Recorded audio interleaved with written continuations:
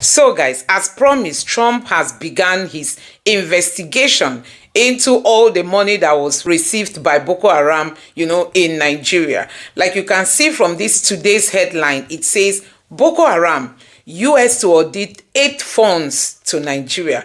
So like Trump said, they are going to dig deep.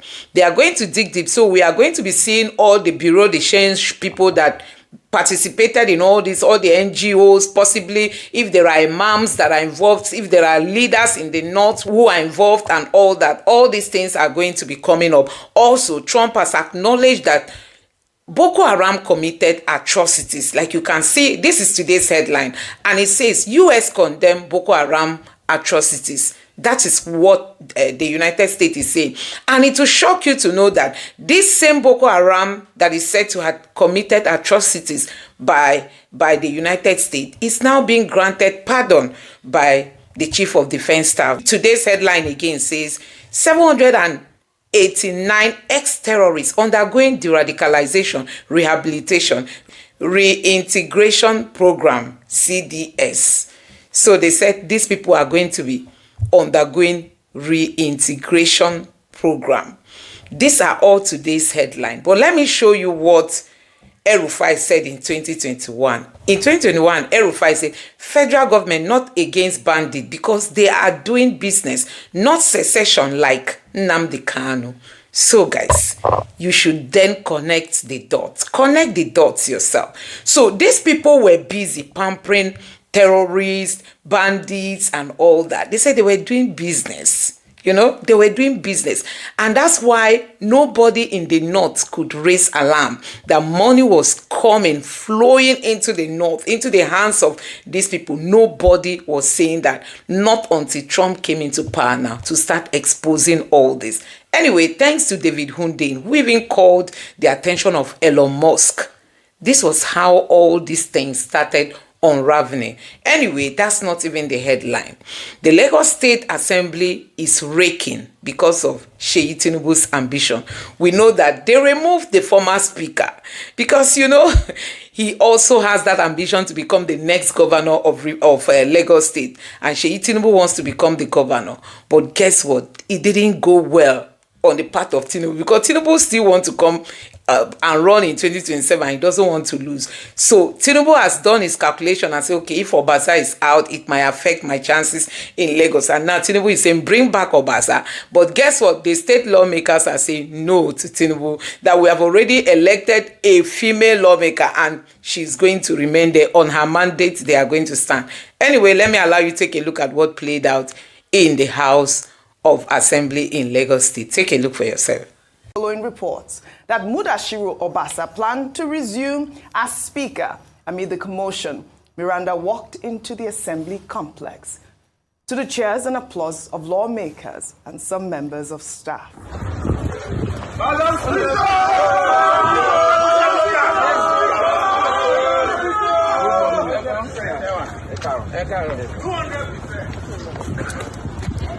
Morning, Chas.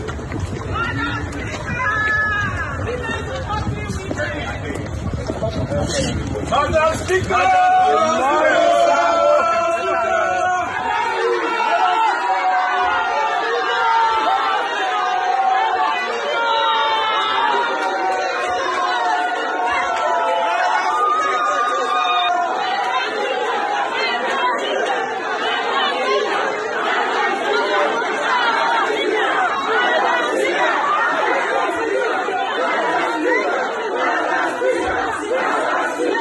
A beautiful welcome, quite emotional. I mean, I know that you guys had a guest on this topic earlier, and this is for our viewers who are just tuning in, just to keep them abreast with the situation that is going on at this point.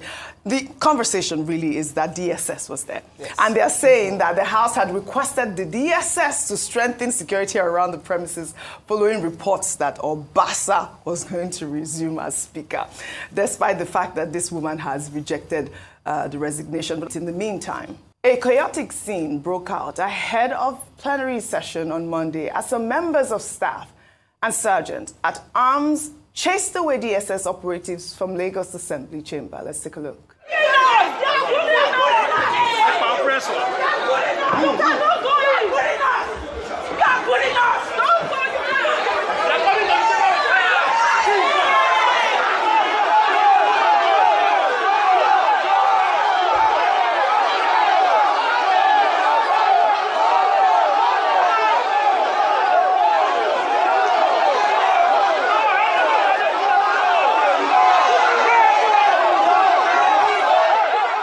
complete show of shame, really. I mean, I actually enjoyed your guest today who said maybe the script changed, because who actually invited these people? What sort of disgrace is this? Sorry, your state of excellence. Let's go there. I don't know what them when really it's time. is going on. I mean, issue. what is the DSS turning themselves into at this moment? But let me take a tweet now. This is from Badebo Rose Viber. He wrote, this is his tweeting part. He wrote, the brazen display of force at our state's legislative chamber represents a dangerous assault on democratic institutions and the principle of separation of powers. The deployment of security forces to intimidate elected representatives and interfere with legislative functions is reminiscent of our dark days under military rule and has no place in a democratic society. And that is on point, really. And I believe that everyone on this table would agree with that tweet, saying, I mean, this is really, really flouting the democratic rules at this point. But before I come to you, Professor Killer, during the Monday's plenary, members of the Lagos State House of Assembly passed a vote of confidence in the House Speaker, Mojisola Miranda. Say hi.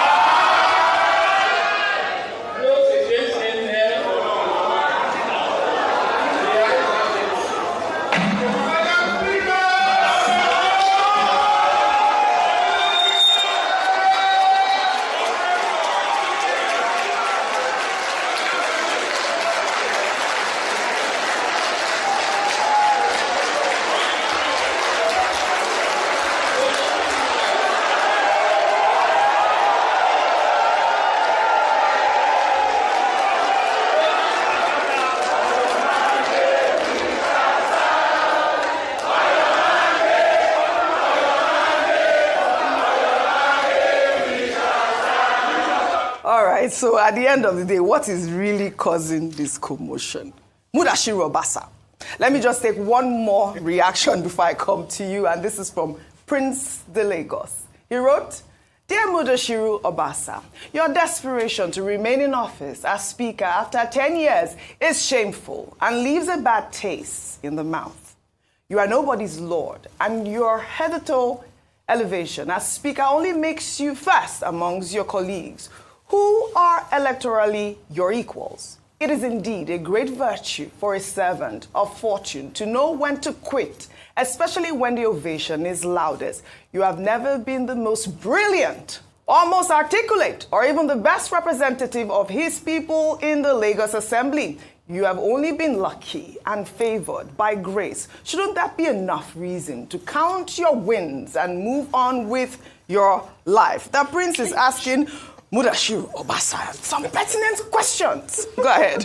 Well, I think those questions could be directed to most Nigerian politicians. Okay, most Nigerian politicians. Because if you look at, you will talk about Lagos Assembly, we look at the Senate or the House of Reps. I want the viewers to think of any quotable quote from our legislators. You know, what inspiring speech do they remember? It's something that cuts across. I think in all these things, honestly, whether it's the ambition of Mudashiru, whether it's the machination of those behind him, whether it's the manipulation going on inside or outside the State of House Assembly, I am more occupied with the style, you know, with the finesse that they lack. From the days of Borgia back to the Roman Empire, to the Palazzo Chigi in Italy, to Westminster, machinations are part of politics, but they don't come bringing out the shame in public this way. You know, this is, for me, in all these things, perhaps because I do not have so much regard, I do not see politics as something that is so high. There's nothing wrong in people manipulating. It is just a show of shame. There's nothing wrong with people manipulating? No, it's part of politics, honestly. Because, look, the difference between citizens and politicians is that citizens think of politics because of good road, good schools. Politicians think about it because of power. So it is just part of it. What differentiates them is, are they barbarians or are they civil? Are they inspiring or are they pedestrian? And I think we need to have that kind of look in what we're doing. All right, Rufi on fire, your take. I know you are not a politician either, but go ahead. I'm not a politician, but I like that tweet by Thomas Olukayode. But that tweet is also filled with a lot of delusion. Why? Tell us why. It is grand delusion for you to think that a politician will appreciate the grace that he's got, that he's not the best, that he just got the position. A politician is the greatest level of phantasmagorical delusion you can ever think of. You are telling him he's not good enough. In his eyes, he's the best. Don't you see the cap Obasa wears 01? Well, that is his opinion. Wait, didn't you see the way he treated the sitting governor of the state during budget presentation? Yeah. In Obasa's own eyes, he's the Lord of Lagos. Wow. I'm telling you how they think. Okay. And because he's getting the firm backing of people high up there, because Obasa cannot do all the things he's doing without the backing of people high up there. So in his eyes, did you hear the day he was saying that those that are governor are not better than him? So it is the highest level of delusion for you to think when Obasa is being backed by people high up there that he will not do all these things he's doing. I feel for Miranda, like I said before, she's a victim. Yeah. Because it's not a fight. It's the fight of those that are in power play. She's just caught in the middle. Yeah. And the truth has to be said, those lawmakers that are backing them to the orgy, see, all they need is one instruction. The way at which you are starting on your mandate, Miranda, that's how they will switch. So this game is for Ajibs. Any government about Professor Killer, you were talking about Greek Sophie clause for Nigerian politicians that when you check their resume, Ojuri, tout. This is an international station. What is Ojuri? Ojuri means railway line. What? Tout that stay on the railway line. That's their resume. Okay. Oji, the people that you call politicians. A lot of Nigerians watching us. Can you leave your 5-year-old with this, your politicians, you call politicians, and you leave the destiny of the country in their hands and you expect it to change? So please, it's a case of a system that is destroyed, that is flawed, that is being backed by some power players. But I think what we should tell them is this. It is obvious the way we are destroying Lagos. We are destroying the ethos of politics of Lagos because of people's selfish interests. Ayos Lagos. But on the flip side, Oji, yes, have some people not captured Lagos for over 20 years? What have the people done? Those are some of those questions. Let those who built Lagos not destroy Lagos. Yes.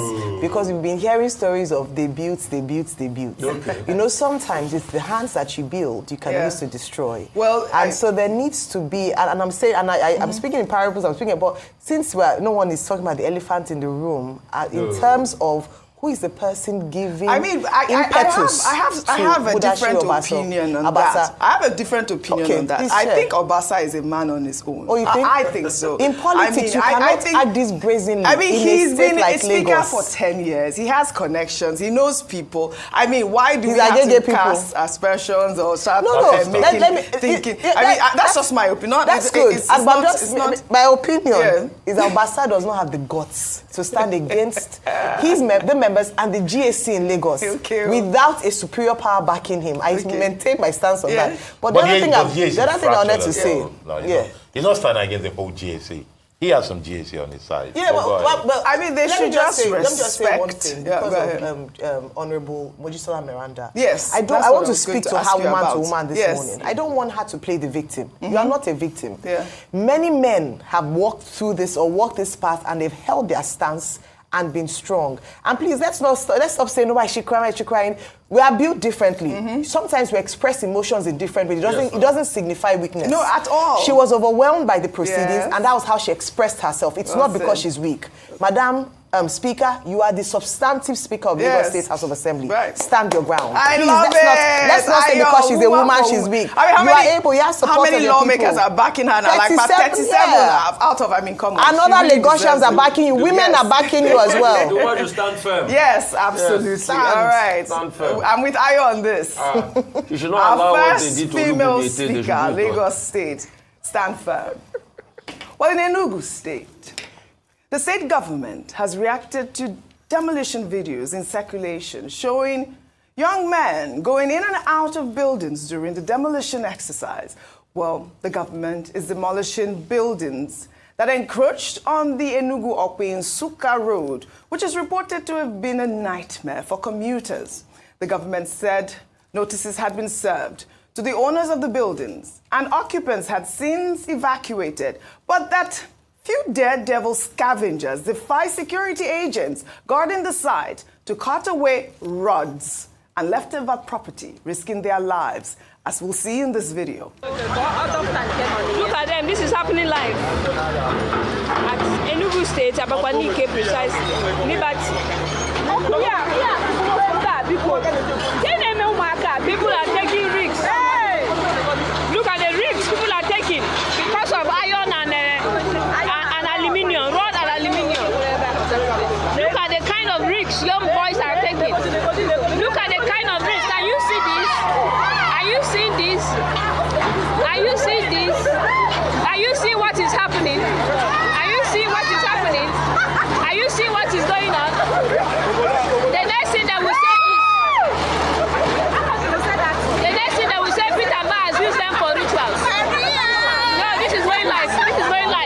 All right, you know, we took this story yesterday. I know, Rufai, you said you know that area. We took a story yesterday involving a building that the government debunked, saying that it was not that building, there was no building in Enugu State, that people were inside. But there are stories in Enugu State of buildings on that actual road, Enugu-Okpe-Nsukka road. There have been buildings there, and those buildings have been encroaching on that actual expressway. They said that those buildings, notices were served to the people who built there, and that, you know, the people that occupied the buildings were also served notices. So it's not like they were trying to demolish buildings and people were inside. That never happened in Enugu State. That's what the state government is saying. Oji, what baffles me? Yes.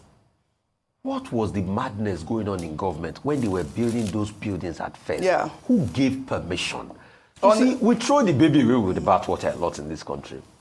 Buildings went up. No, this is a wrong video. So they couldn't have this was the video that we took yesterday. This, they said it was not in Enugu State. Okay. So, okay. Yeah. Buildings went up. They couldn't have just gone up without any form of permission. So who gave those permissions and the building went up? And now, some people will say out of nowhere, they will come and say, we are going to demolish the building because it's contravening laws. Who was supposed to effect the laws in the first place? So it speaks volumes about our building sector, absolutely, building codes, and the fact that building laws are not respected, and the shenanigan that happens when it comes to building in every part of Nigeria. And the shocking thing is the fact that some people will have purchased this building. We just pray that some real estate agents have not gone to sell this building for high amounts. Those that used to come million for buildings that when you enter them, the wall will start breaking into two in less than 5 years. The plumbing is bad. And they will say it's in a setting, they will call it $5 million for you. All right. Buildings that were substandard buildings. So please, what we should go back to check is those that gave the permission in the first place. Let's go through the trail. You'll be shocked the kind of corruption that happens in the building community there. My issue is with the scavengers, though, and the people. You saw those young boys running around and trying to, you know, put their lives at risk. Just, I mean, hardship also. There's a lot of hardship in the land. But still, this has to stop. Where these young people go out there and try to steal when this exercise is going on. The state government is saying that... It's moral and material poverty. It's more than it's moral. Moral and material poverty. Both, absolutely. Yes, the state government is saying that, you know, that actual road is designed as a dual carriageway since 1978, and that people went ahead to build on it over the years, and it has resulted to untold hardship. The road users sometimes spend hours on the road just to get to their destination, but that the government has done well in serving the people, and some of the buildings were not fully demolished. Some of them is just the fences that were demolished. But we'll follow up on the story, and if anyone has, you know, information on whether or not the government is doing anything wrong, please, we're open for more information on this story. Well, I would say, I mean, if the roads are going to work, it will be kudos to the Enugu State government, but people have to be safe, really. Well, in the meantime, former Anambra State Governor and Labour Party presidential candidate Peter Obi visited Bridgehead Market in Onitsha following NAFDAC's closure of key sections Traders expressed frustration over the shutdown, which affected the medicine market.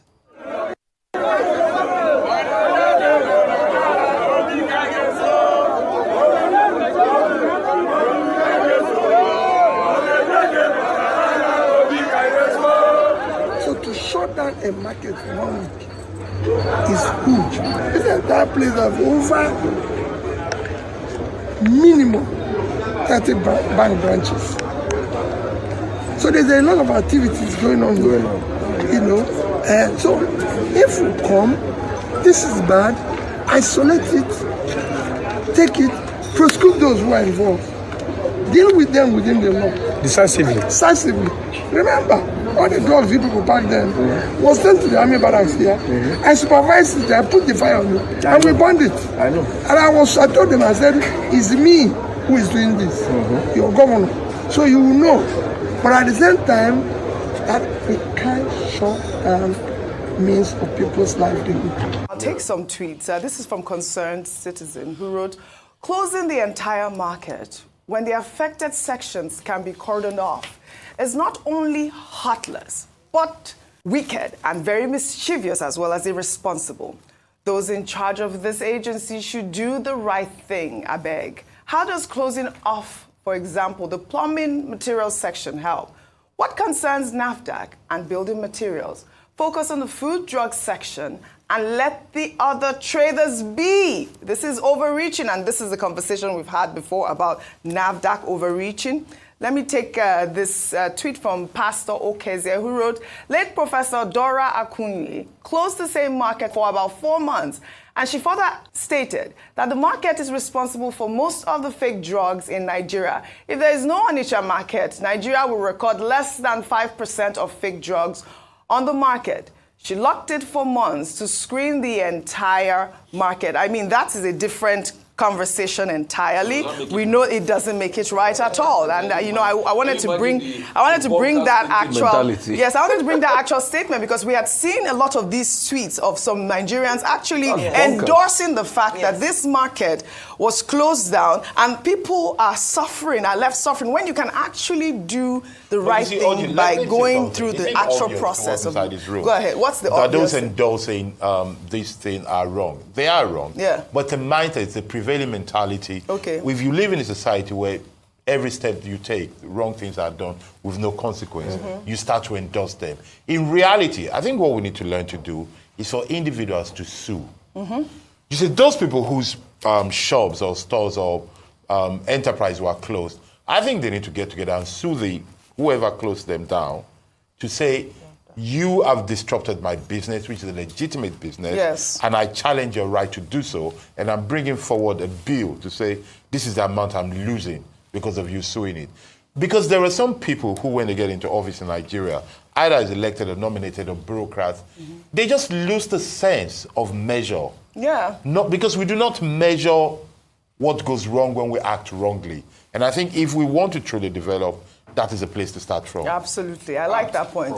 Really apt, Professor Killer. And let me just further take Peter Obi's tweet, where he did actually put out a tweet after that video, and his tweet reads in part. He wrote, during my tenure as governor of Anambra State, we faced similar situations multiple times. Whenever we encountered public health threats, we addressed them collaboratively and methodically with the relevant agencies. In cases requiring market intervention, we work closely with regulatory authorities and security agencies, ensuring fairness and due process. This approach prevented unnecessary disruption and safeguarded livelihoods. The current strategy should be reconsidered to prevent undue hardship on traders, their families, and the state's economy while pursuing the end of enhanced public health. We should not lose sight of the collateral economic effects of adjacent market closures should be kept in view always. And I think this is just, I mean, I can see everybody, it was a resounding yes. I mean, this is what should happen. I mean, those people at this point are victims. If you have a plumbing market, why should your shop be closed? Please, this thing has to be looked into, really. Well, in another development, the Anambra state government has dismissed claims that it plans to arrest women seen in public without bras or underwear, describing the report as false and malicious. A video alleging that the state governor, Charles Chukwuba Soludo, issued a directive began circulating on social media over the weekend. Well, in the video, a voice claimed that the state was set to enforce the order. Let's take a look at that video before we come back for a discussion.